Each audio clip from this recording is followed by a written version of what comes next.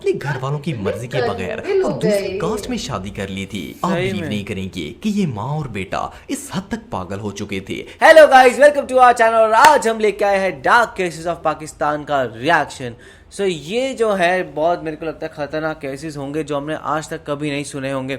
सो ये वीडियो बहुत इंटरेस्टिंग होने वाली है बिकॉज हमने इंडिया के डार्क केसेस देखे हुए हैं एंड कई बार इतनी हॉरिफाइंग चीज़ें होती है ना, तो आप सोचते हैं कि लोग कहाँ तक जा सकते हैं। सो देखते हैं वीडियो। और एक ना इंडिया में एक चैनल है सर पे करके SRPAY, मैं उसकी इतनी वीडियोस देखती हूँ ना, सीरियसली मुझे वो बहुत ज़्यादा अच्छी लगती है। पहले वो इंडिया के बारे में बेसिकली वो भी इसी केसेस के बारे में बात करता है, तो पहले वो इंडिया के बारे में बात करता है, लेकिन हम लोग कुछ टाइम से पाकिस्तान के हॉरिफाइंग केसेस के बारे में भी बात करने लग गया है। हालांकि मेरे पास उसके वो 2-3 बार वीडियोज़ आई भी, फ़ोन में मेरी शो भी हुई, फिर मेरे पास इतना टाइम नहीं था क्योंकि उसकी वीडियोज़ 30-30 मिनट की होती है और अगर एक बार देखने बैठ जाओ तो इंटरेस्ट बहुत ज़्यादा बनता है, तो मैंने नहीं देखी है। अदरवाइज अगर देखी होती तो शायद मेरे को पता हो जाता है, इनमें से कोई केसेस के बारे में मेरे को भी पता होता है। लेकिन सीरियसली जैसे डे बाय डे हम लोग जितना ज़्यादा डेवलप्ड हो रहे हैं ना, उतना ज़्यादा स्पेशली इंडिया में क्राइम रेट भी उतना ज़्यादा बढ़ रहा है। आज के टाइम में मुझे नहीं लगता कि कोई भी सेफ है, बहुत ही बुरा माहौल है इंडिया में। और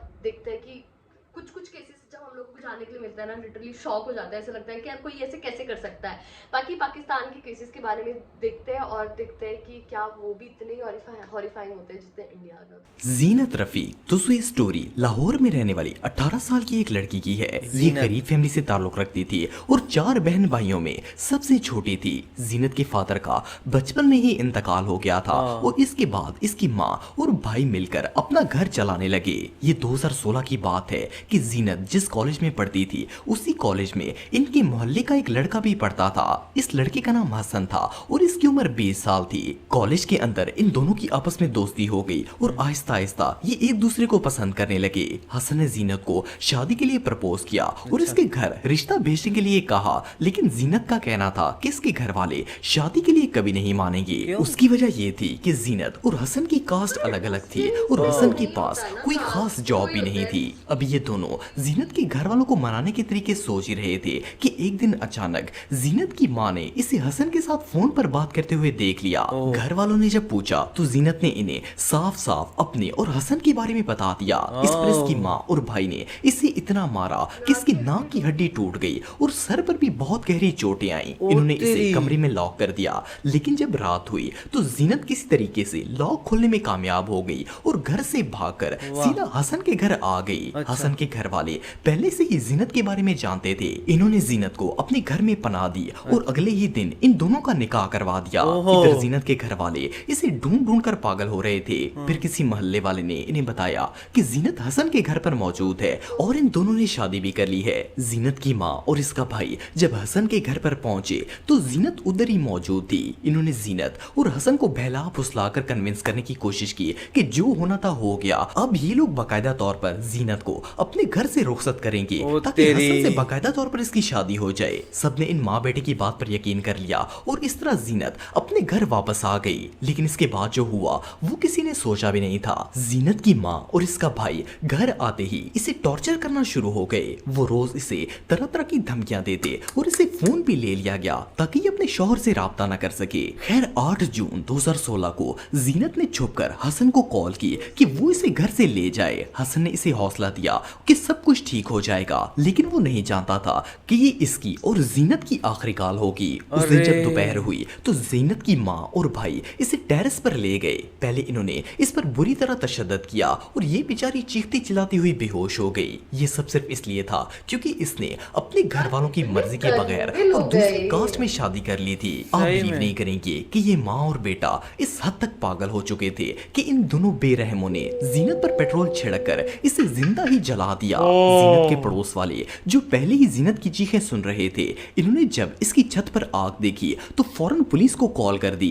लेकिन जब तक पुलिस आई तब तक जीनत की बॉडी पूरी तरह जल गई और इसकी डेथ हो चुकी थी। इसकी माँ से जब पूछा गया तो इसने भरे मजमे के सामने एतराफ किया कि इसके और इसके बेटे ने मिलकर जीनत को जला दिया है और ये सब इन्होंने गैरत के नाम पर किया है। घर की बात है। अपनी ही बहन बेटी पर एक लम्हे के लिए भी रहम नहीं आया। सोचने की बात यह है कि कोई भी माँ अपनी औलाद के साथ ऐसा करने के बारे में सोच भी कैसे सकती है।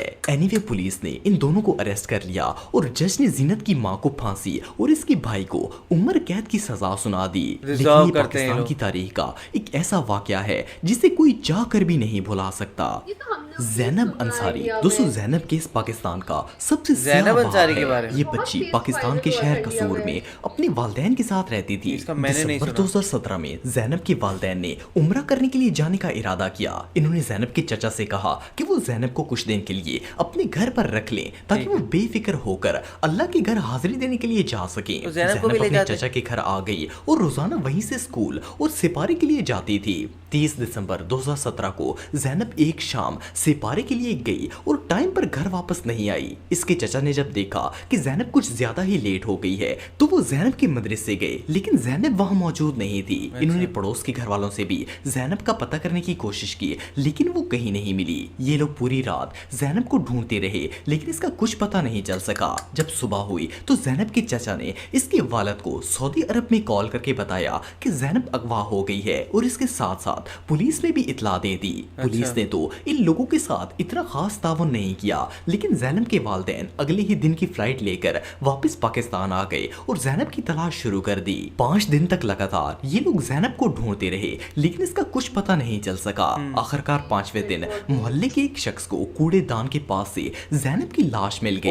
इसकी हालत इतनी खराब थी कि इसे देखकर ऐसा लग रहा था जैसे किसी ने इसे बहुत ही बेदर्दी से कत्ल किया है। ज़ैनब के साथ होने वाला हादसा इतना भयानक था कि पूरा शहर ज़ैनब के घर वालों के साथ मिल गया। लोग इंसाफ के नारे लगाने लगे और हर किसी की जबान पर एक ही नारा था, जस्टिस फॉर ज़ैनब। ज़ैनब के कत्ल से इसके घर वालों पर तो क़यामत टूटी ही थी, इसके साथ साथ पूरा पाकिस्तान भी गम में डूबा हुआ था। जब ज़ैनब की लाश का पोस्टमार्टम किया गया तो पता चला कि किसी ने इस मासूम बच्ची का रेप करके इसे बेदर्दी से कत्ल कर दिया है। जैसे ही ज़ैनब की पोस्टमार्टम रिपोर्ट आई तो पुलिस अलर्ट हो गई और इस कातिल को ढूंढना शुरू कर दिया। जब इस इलाके के सीसीटीवी कैमरे चेक किए गए तो एक कैमरे में 30 दिसंबर की रात एक शख्स ज़ैनब का हाथ पकड़कर इसे कहीं पर लेकर जाता हुआ नजर आ रहा था। ये कौन था इस बात का तो पता नहीं था, लेकिन एक बात कंफर्म थी कि यही ज़ैनब का कातिल है। पुलिस ने एक स्पेशल सर्च ऑपरेशन टीम बनाई। इस टीम ने ज़ैनब के घर के 2 किलोमीटर के एरिया तक मौजूद तमाम घरों के मर्द अफराद का डीएनए टेस्ट लिया। जब डीएनए प्रोफाइलिंग की गई तो एक शख्स जिसका नाम इमरान अली था, इसका डीएनए ज़ैनब के मुजरिम से मैच कर गया। इस लड़के की उम्र 24 साल थी और ये ज़ैनब के घर के पास ही रहता था। पहले तो इसने अपना गुनाह मानने से इनकार कर दिया, लेकिन जब इस पर जिस्मानी तशद्दुद किया गया तो इसने ना सिर्फ अपने जुर्म का इतराफ कर लिया, बल्कि ज़ैनब के अगवा करने से लेकर इसका मर्डर करने तक सारी कहानी सुना दी। इसका कहना था इसने ज़ैनब को मदरसे से अगवा किया था। ये उसे मदरसे से ये कहकर ले आया कि वो इसे इसके अम्मी अब्बू से मिलवाने ले जा रहा है। जब मासूम ज़ैनब इसकी बात मानकर इसके साथ चल पड़ी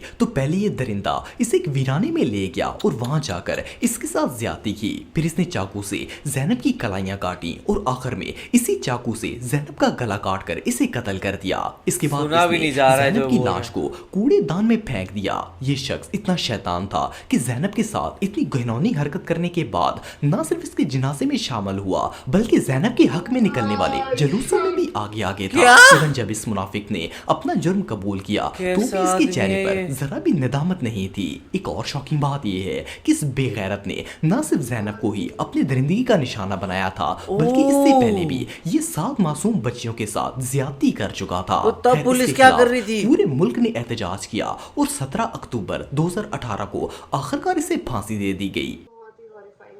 सीरियसली दोनों ही। और ज़ैनब वाला मतलब कि इंडिया में फेमस हुआ था, मुझे थोड़ा बहुत पता था, लेकिन लास्ट वाला जो उसने ये बोला कि वो उसके मतलब कि जस्टिस जहाँ पे रैलीज वगैरह होती थी वहाँ पे भी वो आदमी शामिल होता था, तो मतलब कि कितनी ढीठ और बदतमीज आदमी था वो, साइकोपैथ था। मुझे तो ऐसे लग रहा था वो कि मतलब पता नहीं ये लोग कहाँ एक कैसे इन्वायरमेंट में ये लोग रहते हैं और इनकी थिंकिंग क्या होती है ये मुझे नहीं पता है।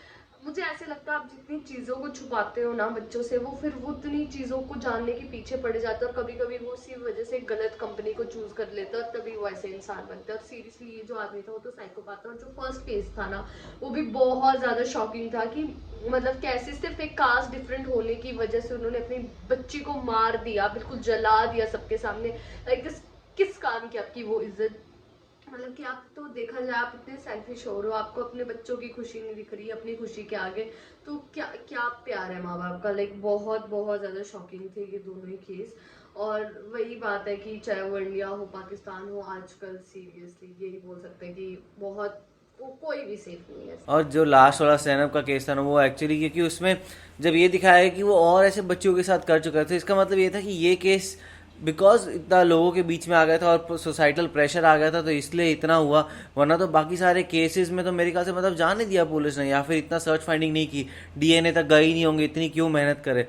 तो वो मेन हर्ट करता है, बिकॉज क्राइम होता है, पर क्राइम को अगर रोका जाए फास्ट तो फिर और क्राइम मल्टीप्लाई नहीं होते। और यहाँ पे वही हुआ कि वो मल्टीप्लाई करता गया एंड फिर वो कितने लोगों तक पहुँच गया। बट ये कितना ही दुख दर्द देने वाला था। वो कहाँ गई थी, वो मतलब अपना वो हज पूरा करने गई थी और फिर उनको ये खबर मिलती है आके, तो कितना डिसहार्टनिंग था। एंड वहाँ पहला केस भी बहुत ज़्यादा कि लाइक केस थे, और वो प्राउडली कह रही है सबके सामने कि भाई मैंने मारा है और मैं वो डिज़र्व करती थी। तो वो तो बिल्कुल उनको तो फांसी एक्चुअल वो डिज़र्व करती थी। इसमें आप लोगों का क्या कहना है, आप हमें कमेंट सेक्शन में ज़रूर बताएगा। तो इसे लाइक करते जाइए, कमेंट करते जाइए, शेयर करते जाइए और बाय।